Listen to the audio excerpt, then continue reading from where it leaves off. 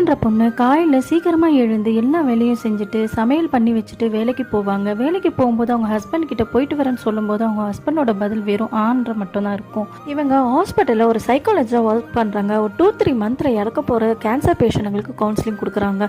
என்னதான் அவங்களுக்கு ஆறுதல் சொல்கிற மாதிரி இவங்க பேசினாலும் நைட்டெல்லாம் அதை பற்றி யோசிச்சுட்டு இவங்க தூங்காமலே இருப்பாங்க.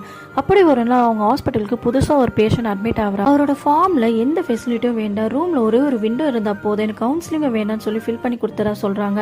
அந்த பேஷண்ட் யாருன்னு சொல்லிட்டு பார்க்க போகும்போது அவர் குடிச்ச சிகரெட்டோட ஸ்மோக்கிங் ஸ்மெல் அந்த ரூம்லேயே இருக்குது. இந்த மாதிரிலாம் ஸ்மோக் பண்ணக்கூடாது, 2-3 மந்த் வாழ வேண்டிய நம்ம சீக்கிரமாகவே இறந்து போகிற வாய்ப்பும் இருக்குன்னு சொன்னதுமே அந்த பேஷண்ட் அவங்கள பார்த்துட்டு இதுதான் உங்களோட கவுன்சிலிங்கா, ஏற்கனவே எங்கள் உயிர் போயிட்டுருக்கு, இந்த மாதிரி பேசி இன்னும் கொஞ்சம் பயம் காட்டுனீங்க, என்ன அர்த்தம் அப்படின்னு சொல்லி கேட்குறாரு. இந்த வார்த்தை அவங்களுக்கு ரொம்ப டிஸ்டர்ப் ஆகிட்டு அன்னைக்கு மத்தியானமே அவங்க வீட்டுக்கு கிளம்பி போயிடுறாங்க. வீட்டுக்கு போனதுமே அவங்க வீட்டு வாசலில் ஒரு பொண்ணோட ஸ்லிப்பரை பார்த்துட்டு இன்னும் கொஞ்சம் டிஸ்டர்ப் ஆகிட்டு காரை வேகமாக எடுத்துகிட்டு பக்கத்தில் இருக்க லேக் வியூவை போகிறாங்க. அங்கே அந்த பேஷண்ட் படுத்துட்டு இருக்கிறத பார்த்துட்டு கோவமாக போய் அவர் பக்கத்தில் இந்த லெட்டரை எடுத்து கசக்கி போட்டு அவரை காரில் கொண்டு போய் அவங்க ஹாஸ்பிட்டலே விட்டுடுறாங்க.